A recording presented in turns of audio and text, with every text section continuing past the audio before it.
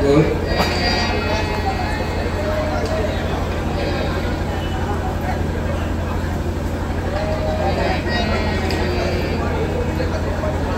Krishna. Tamadidevam karunanidhanam Tamalavarnam sritavatanam Apara samsara sudra setu Bhajamahi bhagavatam sarvabham Yankavachantam anumitam apeta kittam Dvaipayana vidaha katanāyātvāva Buddhe taratanmataya tanmāra vinoda Samsarva bhuta hidayam munimātaśmi Sri Krishna Chaitanya Prabhu Nityananda Sri Advaita Gadadhara Srivasadi Gaura Bhakta Vrinda Hare Hare Krishna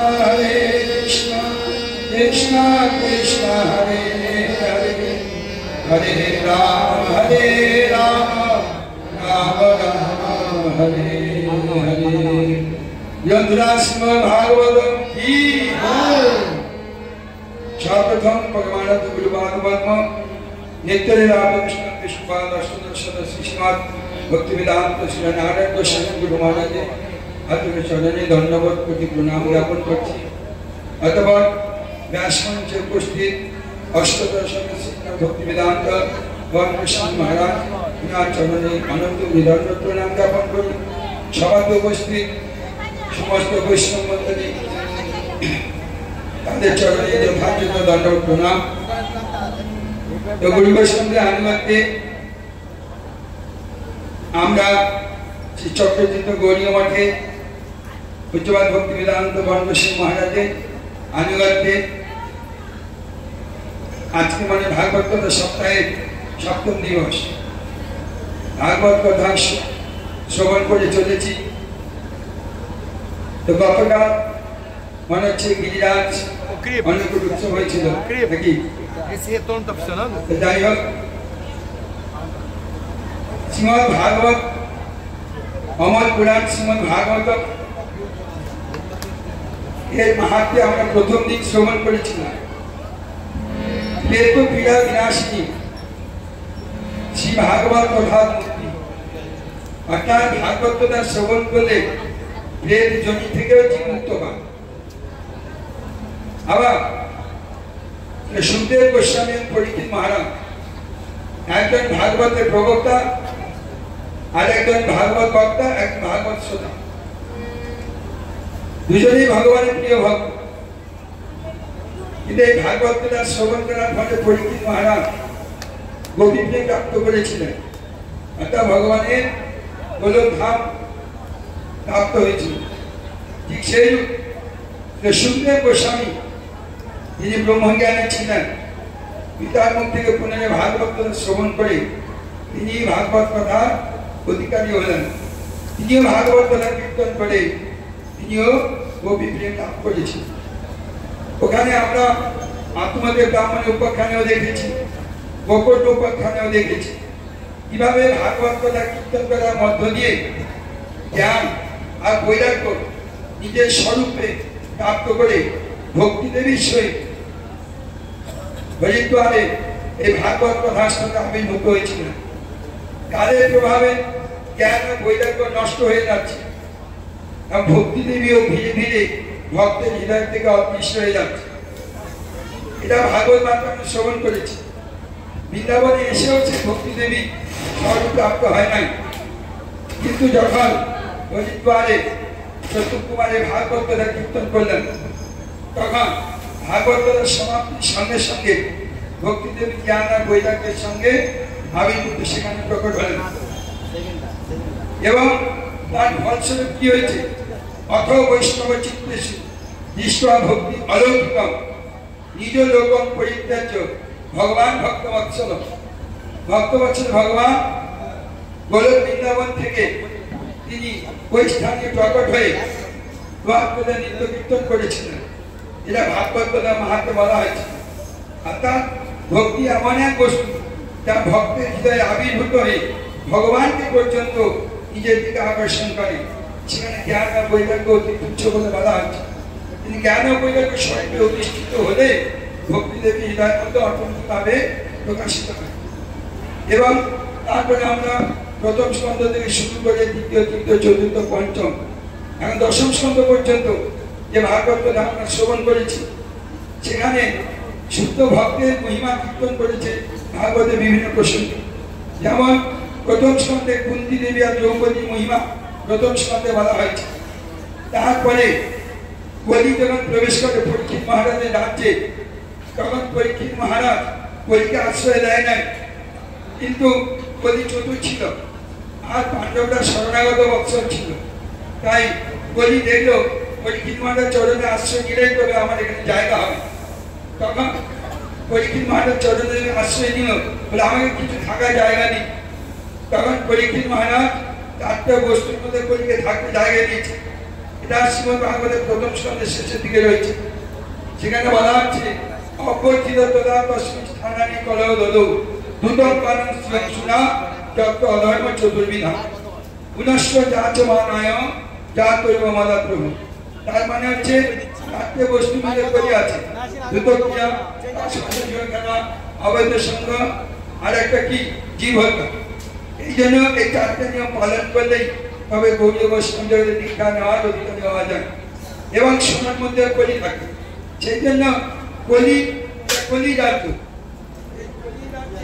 কলিকে দূর করতে হলে সকলকে চারটে নিয়ম পালন করলে তাই ভগবানের সেবকের অধিকারী হওয়া যায়, তাই না? যারা দীক্ষা নাওনি তাদেরকে খেয়াল রাখতে হবে এই চারটে নিয়ম পালনের প্রত্যেকে কর্তব্য, এবং এটাকে আমাদেরকে প্রচার করা দরকার। দ্বিতীয় স্কন্ধে সেখানে এতবং সাংখ্য যোগ এবং সধর্ম পরিনিষ্ঠয়া জন্ম লাভ পরা বংশে অন্তে নারায়ণ স্মৃতি। ভাগবতের দ্বিতীয় স্কন্ধে দ্বিতীয় শ্লোকে সেখানে কি বলছে যে সধর্ম পরিনিষ্ঠ জন্ম লাভ পরা বংশে অন্তে নারায়ণ স্মৃতি। আমরা জন্মেছি উদ্দেশ্য হচ্ছে যদি মৃত্যুর সময় অন্তকালে যদি ভগবান নাম স্মরণ করে মরি, তাহলে আমাদের কি চরম গতি, মানে ভগবানের কাছে ফিরে যাওয়া, এই গতি প্রাপ্ত হবে। যেটা আমরা ষষ্ঠ স্কন্ধে অজামিল উপাখ্যানে দেখেছি। অজামিল তার মৃত্যুর শেষ সময় তার ছোট্ট পুত্র নারায়ণকে চিৎকার করে নারায়ণ নারায়ণ ডেকেছে। নারায়ণ শুনেনি, কিন্তু নারায়ণ ভগবানের এই চারটে শব্দ বর্ণ, নারায়ণ চারটে বর্ণ মিলে একটা শব্দ নারায়ণ। তাই নারায়ণ এই শব্দ কোথায় গেল? ভগবানের কাছে চলে গেল। ভগবান তার দূতদেরকে পাঠালে, যাও এই অজামিলকে উদ্ধার করে, কারণ মৃত্যুর সময় নারায়ণকে স্মরণ করেছে। অর্থাৎ যেই দায়ী করেন মৃত্যুর সময় ভগবানের নাম তখনই আসবে যখন আমরা জীবদ্দশায় ভগবানের সেবা করি, তার নাম করি, হ্যাঁ, বৈষ্ণবদের সেবা করি। এটা অজামিল উপাখ্যানে এও দেখেছে যে নামের ভূমিকা কি। নাম ও চিন্তামণি কৃষ্ণ চৈতন্য রস বিগ্রহ পূর্ণ শুদ্ধ নিত্য মুক্ত অভিন্ন আত্মা নাম নামিন। নাম নামই অভিন্ন, চিন্তামণি স্বরূপ।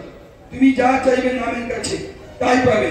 এই জন্য কলিযুগে যুগধর্ম নাম সংকীর্তন, কলিযুগের যুগধর্ম নাম সংকীর্তন বানাচ্ছে। স্বয়ং চৈতন্য মহাপ্রভু বলেছেন যে কৃষ্ণ নাম মহামন্ত্র এই তো স্বভাব, যেই জবে তার কৃষ্ণ উপজয় ভাব। কৃষ্ণ নাম হইতে পাবে কৃষ্ণের চরণ, কৃষ্ণ নাম হইতে হবে সংসার মোচন। কৃষ্ণ নাম হরিনাম বড়াই মধুর, যেই জন কৃষ্ণ ভজে সে বলে চতুর। এই জন্য ভাগবতের দশম স্কন্ধে যেখানে ভগবান শ্রীকৃষ্ণের অপ্রাকৃত লীলাচরিত আলোচনা করা হয়েছে, সেটাকে ভাগবতের প্রাণ স্বরূপ বলা হয়েছে।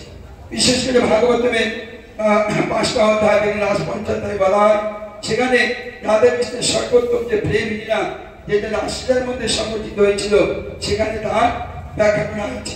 এবং পরীক্ষিত মহারাজ সুখদেব গোস্বামীকে প্রশ্ন করেছিলেন যে পরমেশ্বর ভগবান শ্রীকৃষ্ণ যিনি গীতা প্রবক্তা, গীতার জ্ঞান প্রদান করেছিলেন, জগৎকে লোক শিক্ষা নীতি শিক্ষা দিচ্ছেন, তিনি কি করে পরমেশ্বর ভগবান হয়েও এই রাশিদার মধ্যে পরের ঘরে পত্নীকে দিয়ে লীলা করেছিলেন।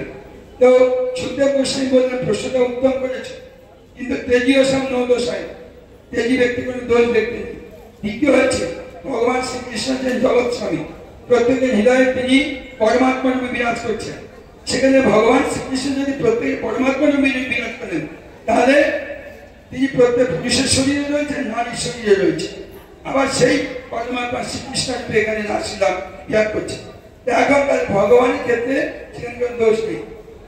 তারপরে শুদ্ধ গোষ্ঠী এটা প্রমাণ করলেন যে যদি কেউ শুদ্ধ ভক্তের মুখ থেকে এই অপ্রাকৃত রাসলীলা শ্রবণ করে শ্রদ্ধান্বিত মনীষীরা শ্রদ্ধা সহকারে তার হৃদয়ের মধ্যে যে কামরোগ রয়েছে, যে কামের দ্বারা আমরা এই জগতে বন্দী হয়ে গেছি, সেই কামরোগ ধীরে ধীরে দূর হয়ে যায়। সেই জন্য রাসলীলার মাহাত্ম্য এখানে বর্ণনা করা হয়েছে।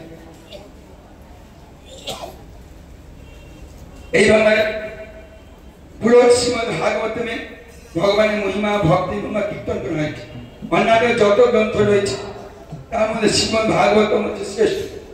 যখন একটা পয়েন্ট বলি, যখন সুখদেব গোস্বামী পরিত্রিমাকে ভাগবত কীর্তন করতে যাচ্ছেন, তখন দেবতারা এসে বলছে, হে সুখদেব, তোমরা আমি এদেরকে মানে পরিত্রিম মানুষকে অমৃত খাই অমর করিয়ে দেবো, তুমি ভাগবত কথা আমাকে শোনাও। তখন সুখদেব গোস্বামী কি বললেন যে অবকাশ অবিজ্ঞায় নদংশ কথা কীর্তন ভগবত ভক্তি মাত্রা দেবানানবী দুর্লভ। সুখদেব গোস্বামী কি বললেন ইন্দ্রকে, যেটা অভক্ত অজ্ঞানী ব্যক্তি তাদের জন্য ভাগবত কথা নয়, একমাত্র ভক্তরাই ভাগবতের অধিকারী হয়। সেই জন্য আপনাদের এখানে এসে যান সত্যি ভাগবান। কারণ সুখদেব গোস্বামী দেবতাকে ভাগবত কথা শোনাতে অস্বীকার করলেন যে পরীক্ষিত মানের মতো উত্তরাধিকারী। তবে আরেকবার যখন এই ভাগবত কথা শ্রবণ করে ধুন্ধুকারী উদ্ধার পেয়ে গেল, উদ্ধার পেয়ে গেল, আত্মদেব ব্রাহ্মণ উপাখানে গোকর্ণ উদ্ধার করলো, তারপরে ভক্তিদেব প্রকট হলো। তার ব্রহ্মা চিন্তা করছেন এই ভাগবত এমন কি আছে যেটা জীবকে সমস্ত পাপ থেকে উদ্ধার করে ভগবত প্রেম প্রাপ্ত করেন। তখন তিনি এক তরাজু নিলেন, যে তরাজু এক পাল্লায় তিনি গ্রন্থে ভাগবত কমে রাখলেন, আর এক পাল্লায় যত বৈদিক গ্রন্থ বেদ উপনিষদ পুরাণ সব কিছু রাখলেন। দেখলেন যে ভাগবত পরিগুণে ভারী, তাকে তুলতে পারলেন, তাই না? সেই জন্য যতটুকু গ্রন্থ আছে শ্রীমদ ভাগবতম শ্রেষ্ঠ। এই জন্য আপনার প্রতিদিন নিত্যম ভাগবত সেবায়া ভগবতের উত্তম শ্লোকে ভক্তি ভগবতী নৈষ্ঠিক।